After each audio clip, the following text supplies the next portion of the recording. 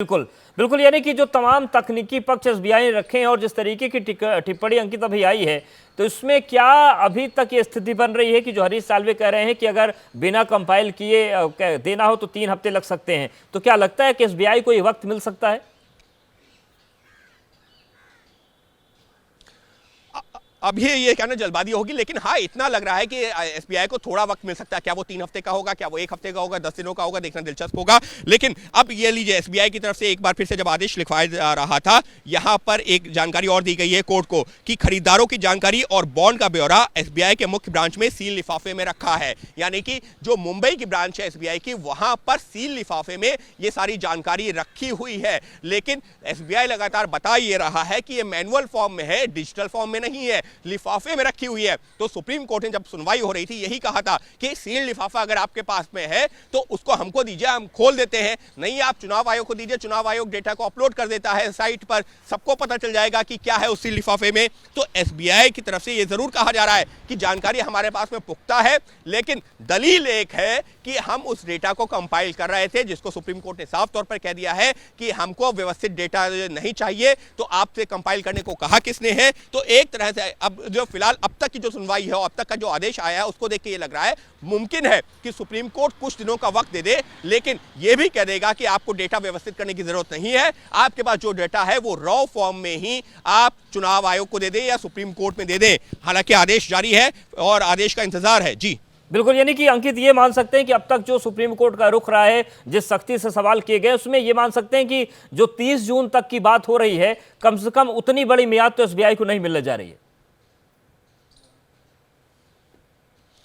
जी, अब तक तो यही लग रहा है, अब तक यही लग रहा है। उसकी वजह क्या? उसकी वजह यही है कि सुप्रीम कोर्ट तो लगातार यही कह रहा है ना कि आपको डाटा व्यवस्थित करने की जरूरत क्या है, क्योंकि जो एसबीआई की तरफ से पेश हो रहे वरिष्ठ वकील हरीश साल्वे ने यही कहा कि हम डाटा को ऑर्गेनाइज कर रहे हैं, व्यवस्थित कर रहे हैं और कंपाइल करके जो है चुनाव आयोग को और सुप्रीम कोर्ट को देना चाहते हैं। तो सुप्रीम कोर्ट ने ये तो साफ इंकार कर दिया है कि हमको तो व्यवस्थित डाटा चाहिए नहीं, हमको तो रॉ डेटा चाहिए। या फिर चुनाव आयोग सामने आपको ये कहा है, निर्देश दिया है कि आप चुनाव आयोग को रॉ डेटा दे दें, यानी कि किसने इलेक्टोरल बॉन्ड खरीदे, पहली चीज। दूसरी चीज, किस पार्टी के लिए खरीदे गए। तीसरी चीज, उस पार्टी ने उसको कब एनकैश करवाया। और चौथी चीज, उसकी डेट क्या थी जब वो इलेक्टोरल बॉन्ड खरीदे गए। ये 3-4 चीजें हैं। अगर आपके पास में ये पूरा एक सीरीज में नहीं भी है, आपके पास में 2-3 अलग अलग भी जानकारियां हैं, तो वो भी आप सुप्रीम कोर्ट को या चुनाव आयोग को दे सकते हैं, क्योंकि इसको एक लाइन में देने की जरूरत नहीं है। आप 3 अलग अलग जानकारी दीजिए, चुनाव आयोग या सुप्रीम कोर्ट उसको अपने तरीके से सार्वजनिक करेगा और लोगों को पता चल जाएगा। तो अब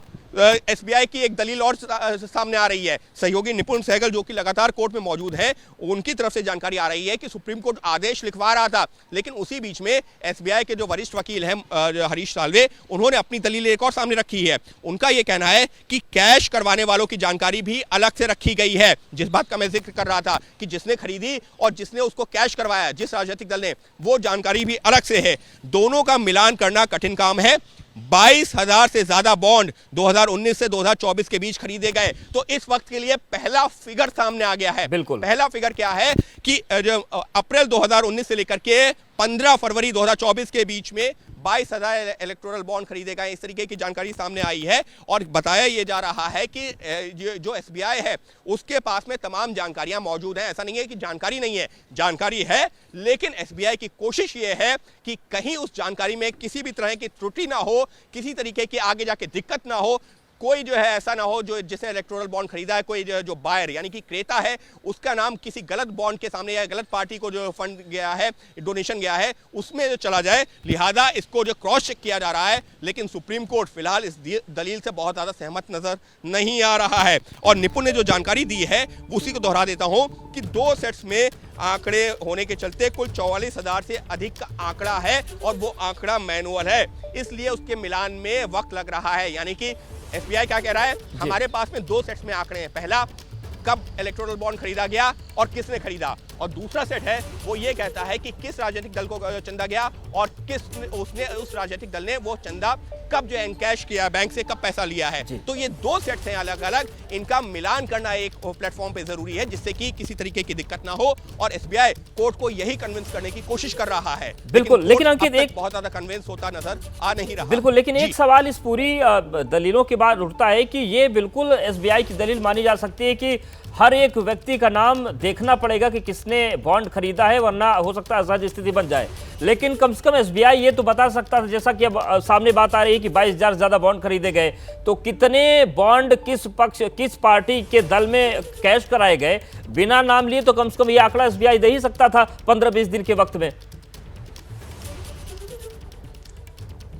बिल्कुल दे सकता था, और वो डेटा तो जो है एसबीआई के पास में ऐसा नहीं है कि उसको कहीं और से अलग अलग ब्रांच से देश भर से कलेक्ट करना है। वो तो मुंबई ब्रांच में रखा हुआ। सुप्रीम कोर्ट भी यही कह रहा है कि आपके पास में बंद सील लिफाफे में वो जानकारी है, हमको पता है, तो उस लिफाफे को खोल क्यों नहीं दिया जाता। सुप्रीम कोर्ट ने यही इंडिकेट भी किया कि आप वो लिफाफा हमारे सामने लाइए जिसमें वो 22,000 नाम है, हम उसको खोल लेते हैं। क्योंकि एसबीआई की तरफ से ये कहा जा रहा है कि 22,000 बॉन्ड इशू किए गए, तो 22,000 बॉन्ड यानी कि अगर आप पिछले 20 दिनों में देखें तो उस डेटा को बस ये जो है कंपाइल करना था कि किस राजनीतिक दल के पास में कितना चंदा गया, पहला आंकड़ा, किस जो है जो इसमें बायर्स कौन कौन से हैं, क्योंकि यहां पर जो बात उन बायर्स की हो रही है, क्रेताओं की हो रही है जिन्होंने राजनीतिक दल को एक बड़ा चंदा दिया है। छोटे छोटे चंदों वालों पर यहां पर जो है ज्यादा सवालिया निशान भी नहीं है। तो इसी वजह से जो बड़े जो है लोग जिन्होंने चंदा दिया है राजनीतिक दलों को, उनके बारे में बात हो रही है। 22,000 का आंकड़ा है एक सेट में, तो उसको बिल्कुल आंकड़ा बड़ा है और लगातार सुनवाई का दौर चल रहा है, फैसला लिखा जा रहा है। अंकित हमारे साथ आप बन रही है, इस बड़ी खबर पर लगातार बने हुए हैं।